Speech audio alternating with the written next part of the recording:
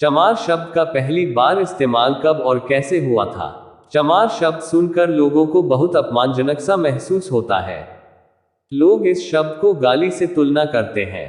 क्या आपको पता है कि चमार शब्द का पहली बार इस्तेमाल कब हुआ था? आज हम आपको चमार शब्द का सही मतलब बताएंगे और ये भी बताएंगे कि चमार का हमारे इतिहास में कितना गौरवशाली वर्णन है। इस लेख को पढ़ने के बाद आपका हमारे समाज में चमार को लेकर फैली एक भ्रांति से विश्वास उठ जाएगा।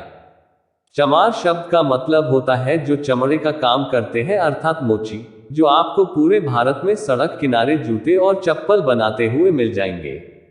भारत में पहले चमार शब्द का उपयोग नहीं होता था, क्योंकि भारत में लोग चमड़े की चीजों का ज्यादा इस्तेमाल नहीं करते थे, और जब हमारे देश में विदेशी आक्रमण शुरू हुए तो चमड़े का इस्तेमाल होना शुरू हो गया।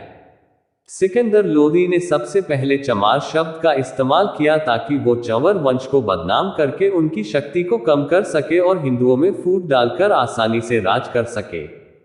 चंवर वंश के राजपूत हैं चमार। चंवर राजपूत थे और चंवर वंशी वंश से संबंधित थे। राजा चंवरसेन इनके वंश के महापुरुष माने जाते थे और उन्हीं के नाम पर चंवर वंश की स्थापना हुई।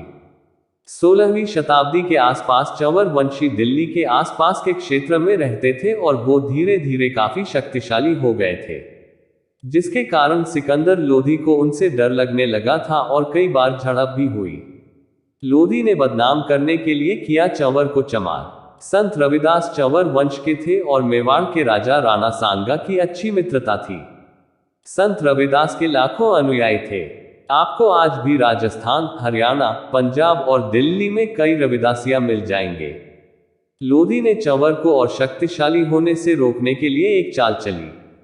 लोदी ने सोचा कि हिंदुओं को चिकनी चुपड़ी बातों में फंसाना ज्यादा आसान है और उन्हें आसानी से मुस्लिम धर्म में परिवर्तित किया जा सकता है। इसलिए उसने एक मुस्लिम फकीर को संत रविदास के पास भेजा ताकि वो उनको अपने में शामिल कर सके। लेकिन वो मुस्लिम फकीर संत रविदास से प्रभावित होकर हिंदू बन गया और अपना नाम रामदास रख लिया।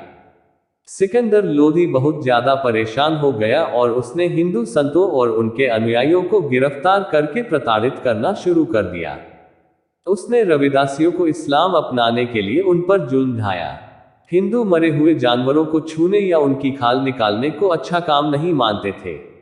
ये सब काम मुस्लिम ही करते थे, इसलिए सिकंदर लोदी ने उन सारे संतों और सेवकों को जबरन मरे हुए जानवरों की खाल निकालने का काम दिया और जो ये काम नहीं करता उसे मार दिया जाता।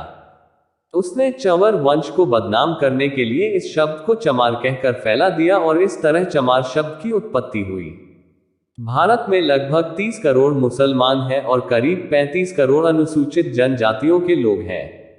अब आप खुद सोचिए, अगर इन सब लोगों ने मुस्लिम आक्रांताओं के विरुद्ध युद्ध नहीं किया होता और इस्लाम अपना लिया होता तो अब भारत में 60 करोड़ मुस्लिम होते और भारत अब तक इस्लामिक देश बन चुका होता।